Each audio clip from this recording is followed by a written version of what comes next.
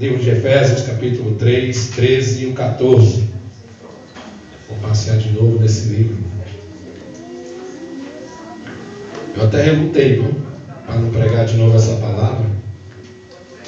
Mas coisa linda é o trabalhar de Deus. Eu saí daqui da igreja, estava faltando energia no bairro todo, inclusive na minha casa. Minha pequena estava sozinha, com Deus guardando ela. Todos encontraram? 3, 13 e 14. Glória a Deus. O culto hoje está uma bênção. Eu já senti a presença de Deus. E eu estava estudando essa semana essa palavra, mas com a conversa que eu tive com o presbítero Rogério, diante da conversa dele, é que o Senhor abriu a minha mente para eu falar algumas coisas a respeito desse texto.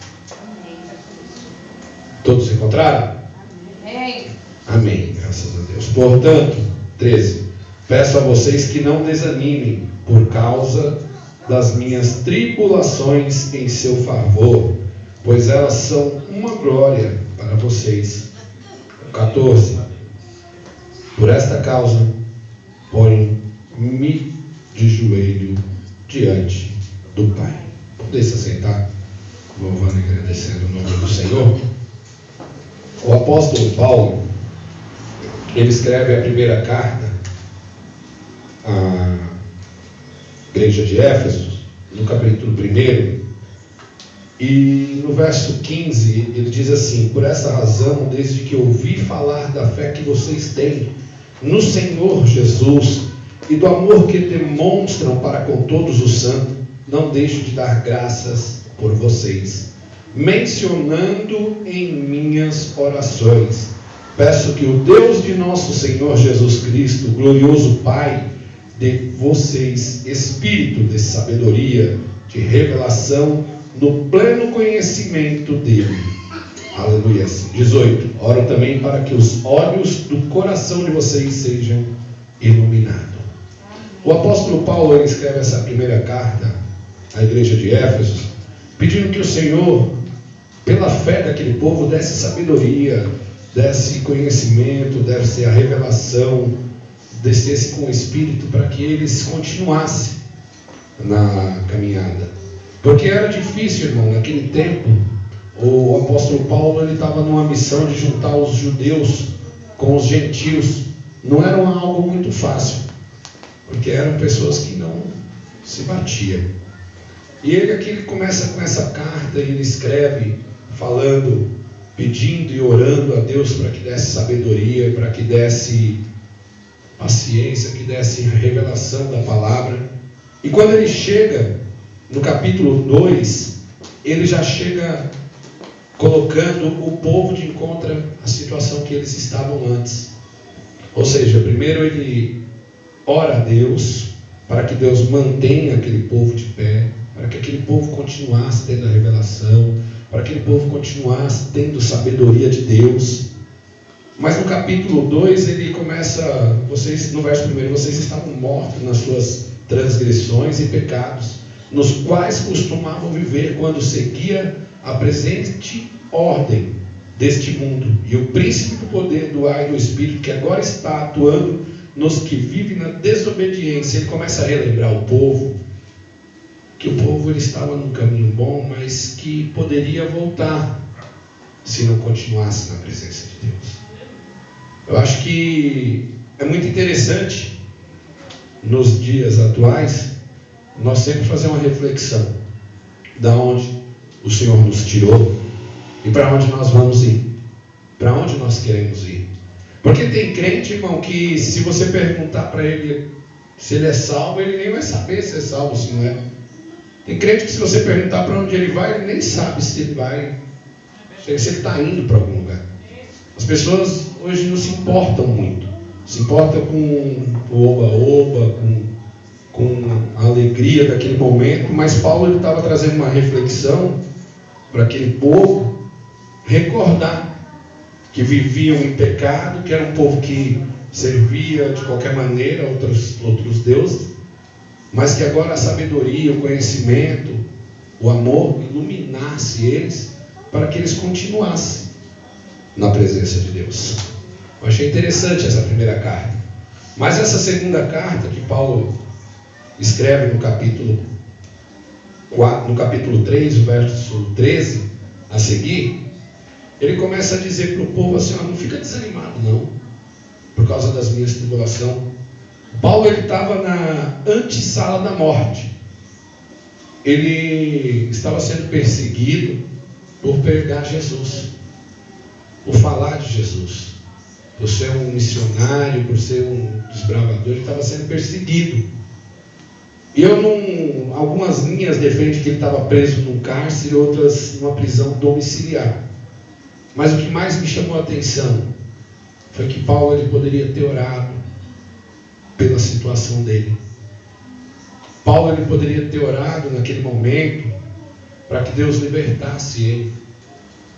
Paulo ele poderia ter orado para que acontecesse o mesmo que aconteceu em Atos. Eu preciso de algo para mim.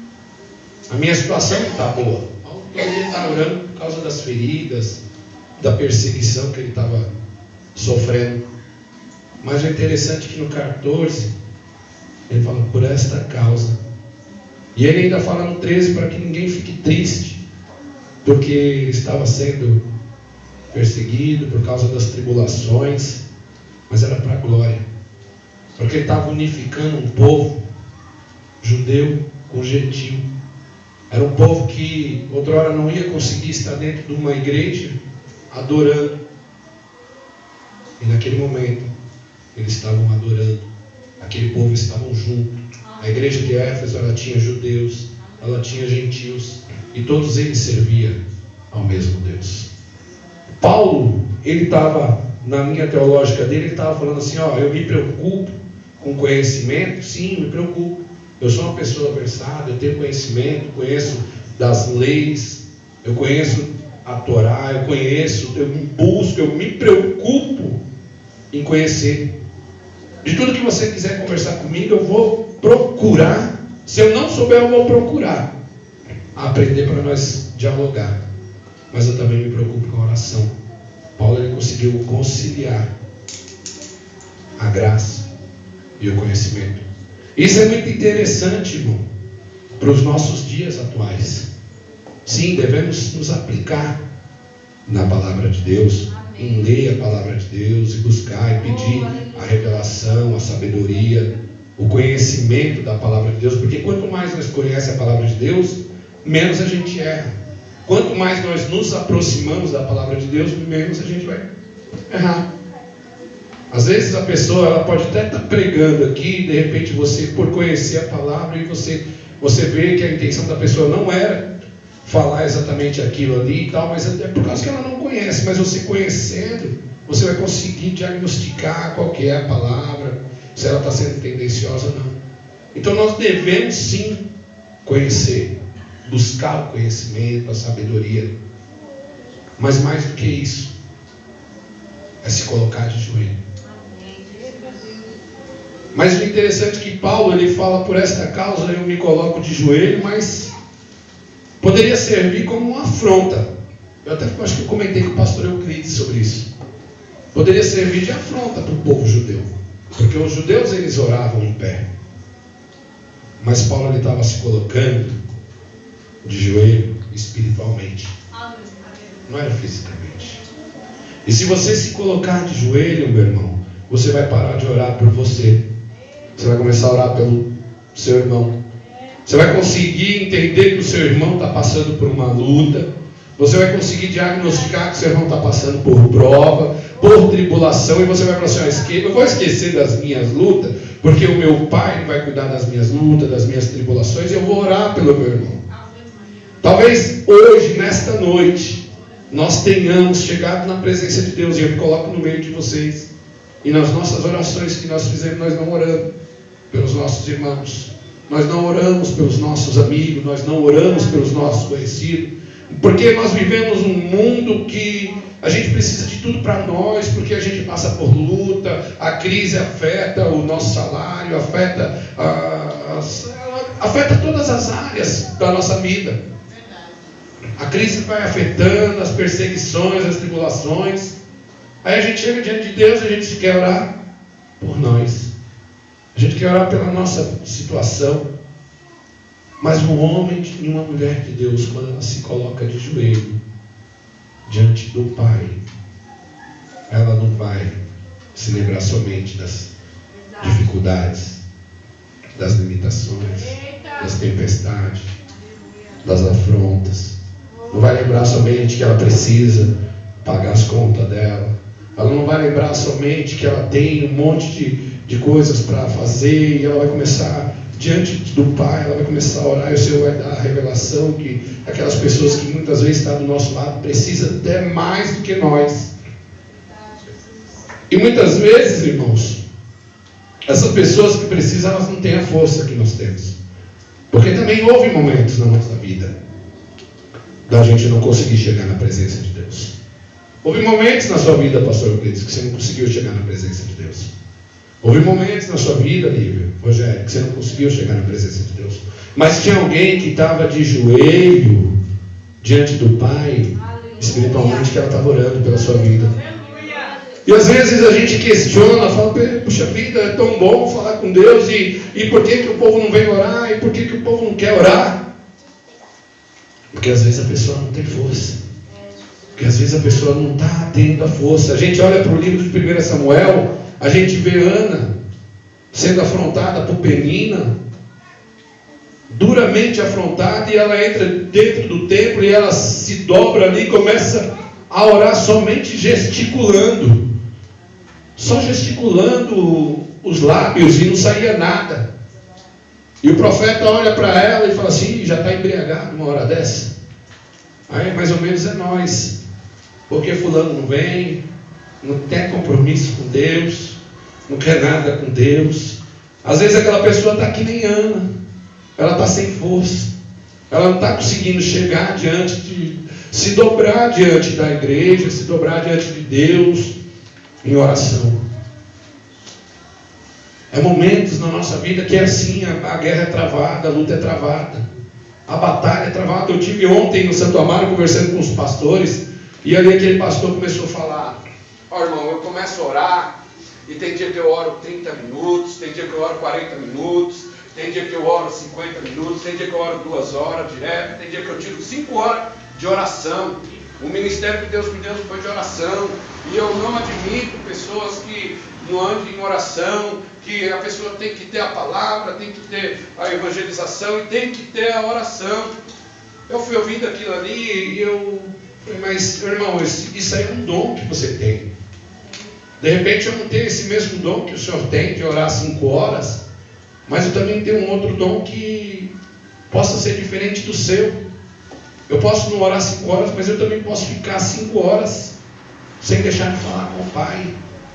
Eu posso estar em contínua oração com Ele, não dobrado o joelho, porque de repente você tem a capacidade de dobrar os seus joelhos. Eu quero dizer, meu irmão, é que há momentos na vida que a luta é travada mesmo, que a luta é dura, vai ser perseguição, você vai arrancar toco, mas glória a Deus, se você estiver arrancando toco, se você estiver tendo força para chegar mesmo sem voz na presença de Deus. Ana, ela poderia ter corrido para todos os lugares, mas ela foi para o templo. Ela falou assim, ó, sem força ou com força, sendo humilhada ou sem ser humilhada, eu vou para o templo, eu vou sem voz, eu vou orar ao Senhor. Aleluia. Eu vou orar ao Senhor. Glória a Deus. Daniel, irmão, quando no livro de Daniel, no capítulo 6, Daniel, o rei Dário, ele faz um edito, e ele por 30 dias ele não queria que ninguém orasse. Daniel, quando ele fica sabendo daquilo ali, ele pega e fala, o quê? 30 dias sem falar com Deus? Tá de brincadeira. Eu oro 3 vezes por dia, irmão. Eu oro 3 vezes por dia. Vou ficar 30 dias sem falar com Deus? Abriu a janela, irmão, falou assim, agora eu vou começar a falar 3 vezes por dia, e vou orar de voz alta. Vai ter momento na sua vida que você vai estar com toda a força, toda a unção, todo cheio de Deus. Você vai querer orar para os povos ouvir. Você vai querer sair orando de voz alta no meio da rua. Você vai entrar dentro do seu carro, você vai abaixar o volume e você vai começar a orar em voz alta. E as pessoas do lado vão pensar que aquele cara está falando sozinho. E você está falando e está tendo resposta, irmão. Ele foi perseguido. As pessoas olharam e falaram assim: ô rei, não tinha um edito aqui? Não tinha um edito aqui que não era para orar? Por que Daniel está orando? O rei relutou para que Daniel não fosse para a cova. O rei passou a noite pedindo uma estratégia, mas no dia seguinte ele chegou para Daniel e falou assim: não vai ter jeito não, Daniel. Mas o Deus que você serve continuamente há de te livrar da cova dos leões. Aleluia, louvado seja Deus. Você perdeu uma oportunidade de dar glória a Deus. Porque esses momentos que você gasta orando, no momento da luta, da perseguição, no momento que as pessoas quiserem jogar você na cova dos leões, no momento que o seu pescoço estiver para rodar no seu emprego, no momento que a perseguição, que a doença bater na sua porta, aleluia, louvado seja Deus, esses minutos que você gastou de oração, é o Deus que você serve continuamente, não é somente quando você vem para a casa de Deus adorar, não. É o Deus que você serve quando você vai embora para sua casa. É o Deus que você serve no seu trabalho. É o Deus que você serve quando você sai do trabalho. As pessoas olham para você e falam assim: lá vai Daniel, ele não baixa a guarda, ele está sendo perseguido, não pode adorar, mas ele continua adorando no meio da luta, ele continua adorando no meio da perseguição, ele continua adorando, ele continua orando, ele não baixa a cabeça diante da luta e da perseguição. E continuamente o seu Deus te dá vitória na cova dos leões. Ele não livra, não, ele deixa que você caia lá na cova dos leões, para que o nome dele seja engrandecido na sua vida. Ele deixa sim você descer lá na cova dos leões, olhar para um lado, olhar para o outro, não ter salvação, não ter situação humana que possa dar jeito. Mas aqueles minutinhos que você gastou de oração, quando você estava cheio da presença, cheio do vigor, cheio da autoridade de Deus, te garantiu a vitória. Aleluia. Te garantiu a vitória. Há uma mística muito grande sobre oração. Eu particularmente, eu acordo meia-noite e pouco, saindo da oração. Às vezes eu estou dirigindo e vou dirigindo no caminhão. Aí quando eu olho, eu estou orando, mas já estou chegando no Ceasa. Eu nem sei se eu tomei algumas multas, mas eu creio que não, porque eu ando devagar. Mas eu estou em oração. Já teve vezes, irmão, de eu estar em oração, ouvindo o rádio a oração das 6 horas da manhã. Eu voltando do Ceasa e o rapaz da rádio lá, fecha seus olhos, e eu fechar os olhos para querer orar. Eu fechar os olhos, depois eu lembrar que eu estou dirigindo, irmão. Não tem um método, não tem um método para você orar, não. O que importa é você orar. Verdade. O que importa é você orar. As pessoas falam que quem ora, dirigindo é melhor você vigiar. Dirigindo é melhor você vigiar. Mas as pessoas, irmão, elas podem falar para você: ora de madrugada, que a fila é menor. Não, irmão, não é assim. Você tem que orar, irmão, a todo momento. As orações de madrugada não valem, pastor? Vale, irmão. Mas não invalida as orações que é feita às 7 da manhã, as orações que é feito meio-dia. Daniel, ele orava 3 vezes ao dia. Então ele orava durante o dia. Os judeus, eles oram 3 vezes também. Então quer dizer que as orações deles são inválidas? Ou seja, agora é de noite, nós podemos estar orando aqui agora, e lá no Japão é de dia, então as orações que é feita naquele lugar é inválida.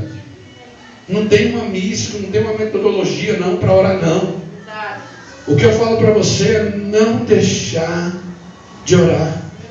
Vai ter momento da luta que você vai estar sem voz, vai. Da perseguição, do vale da sombra da morte, vai. Mas ora. Eu não tenho voz, eu não sei nem orar. Engraçado que ele entende até os gemidos inexprimíveis, né? Aí, não tem jeito, irmão. Até chorando ele entende a sua oração. Até orando errado ele entende a sua oração. Olha que coisa linda. Josué orou errado. pediu para que o sol se detesse. Deus falou assim: eu vou fazer até o impossível para poder honrar a sua oração. Todo mundo sabe que o que gira é a terra, não é o sol. Vou parar o sol só para honrar a tua oração, Jesus. O que o Senhor quer é que você continue orando na perseguição, na luta.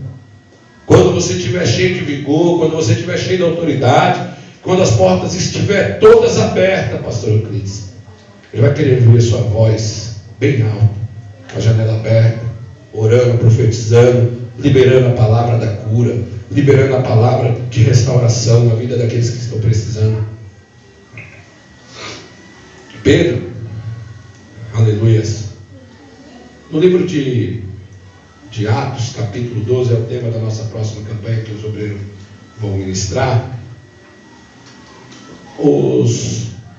Pela ordem do rei, eles estavam perseguindo os judeus. E Tiago, irmão de João, já tinha sido morto à espada. E eles maltratavam, só para a alegria dos judeus. E Pedro foi levado preso. E o interessante de tudo isso é que a igreja se pôs a orar. Olha como é lindo, irmão. As orações não têm uma mística, não tem uma metodologia. Mas quando a sua oração se une com a sua oração, se une com a oração do Anas, com a oração da Alessandra, com a oração da minha sogra, com a oração do pastor Euclides, ela cria uma força em comum. Sabe, quando nós se juntamos como um corpo para orar por uma causa, a resposta vem. Quando nós se pomos a orar, porque a Bíblia diz que a igreja estava em contínua oração e Pedro foi solto. Porque quantas vezes chega pedido de oração, nós nos reunimos nas quinta-feiras aqui, vamos orar por aquele que está com o câncer, e o Senhor alcança e restaura. Porque quando nós se juntamos no coletivo, se juntamos em união, nos ligamos em união, a resposta vem. Ela vem mais rápido, porque o Senhor está vendo uma igreja compromissada, uma igreja que se importa com a vida daqueles que estão doentes, uma igreja que se importa com a vida daqueles que estão perseguidos. Eu vi uma coisa na faculdade que marcou essa semana, que o Estado Islâmico, eles perseguem os cristãos, e os missionários estavam pedindo para que o povo não orasse, não foi isso, pastor? Para que acabasse a perseguição.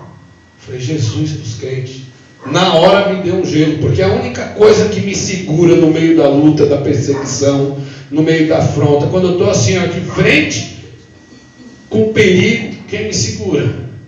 É a oração. Eles pediram para que não orasse, para que acabasse a perseguição.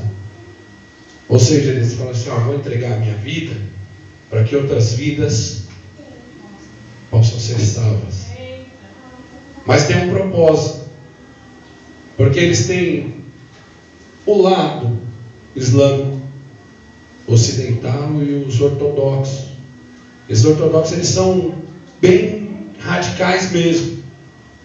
E quando eles saem para matar, para fazer aquelas barbáries pela fé deles, os outros se escandalizam e se convertem ao cristianismo.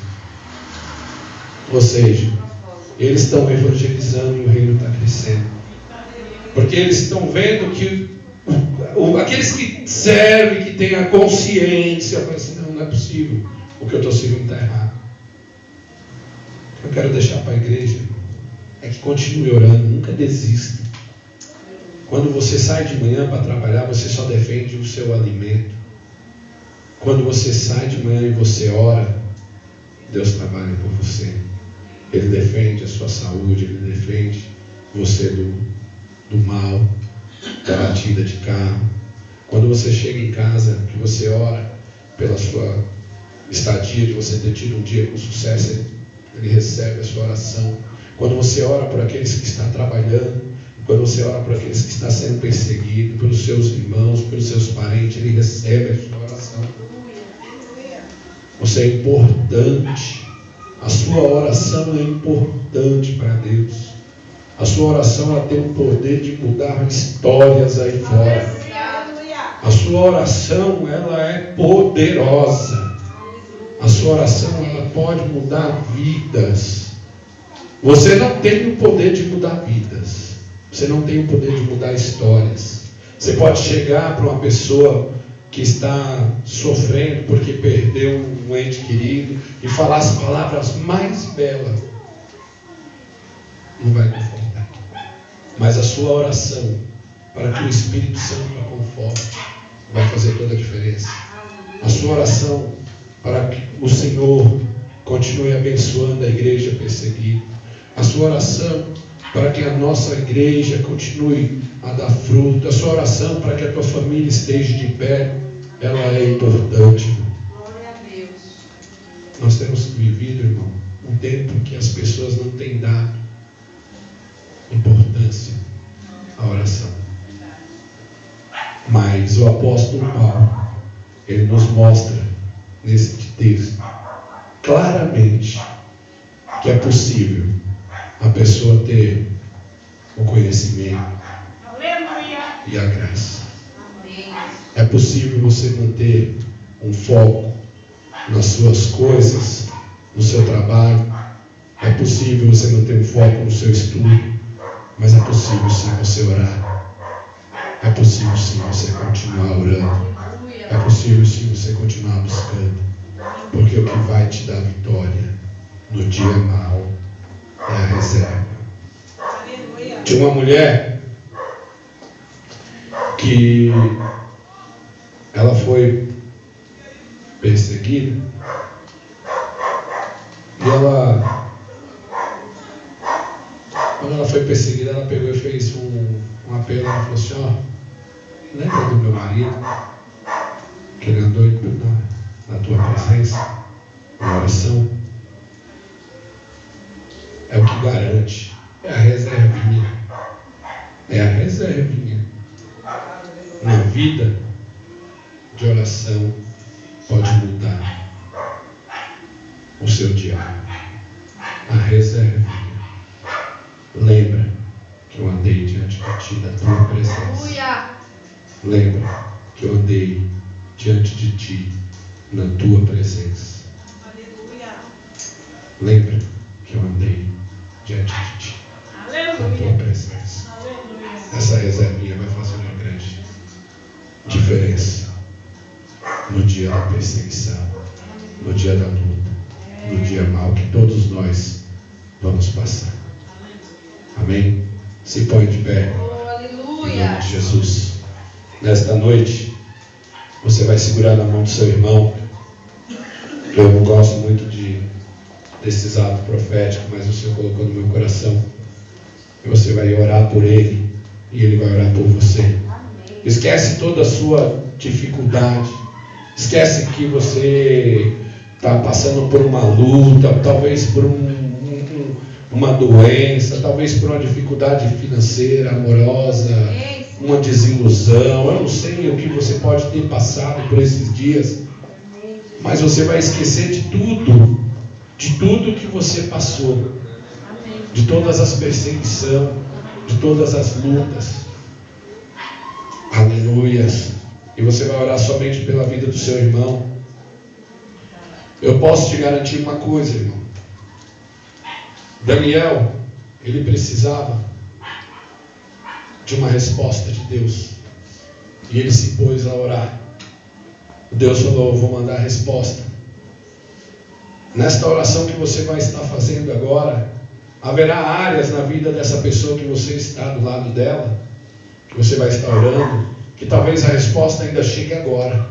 Amém. Oh, haverá áreas na vida dela que talvez o Senhor mande a resposta, e como nós vivemos num mundo físico e um mundo espiritual, haverá guerras para que essa resposta não chegue. Então você vai orar agora por ela, e você vai fazer como Daniel. Toda vez quando você se pôr de joelho para orar pela sua vida, você vai: Senhor, lembra daquela oração que eu fiz? Eu vou continuar orando por ela até que a resposta chegue, até que a vitória chegue, até que o meu irmão seja abençoado, até que o Senhor abra as portas do céu e derrame as bênçãos sobre a vida dele. Eu não sei o que ele está precisando. Pai querido, Pai amado, em nome do teu filho amado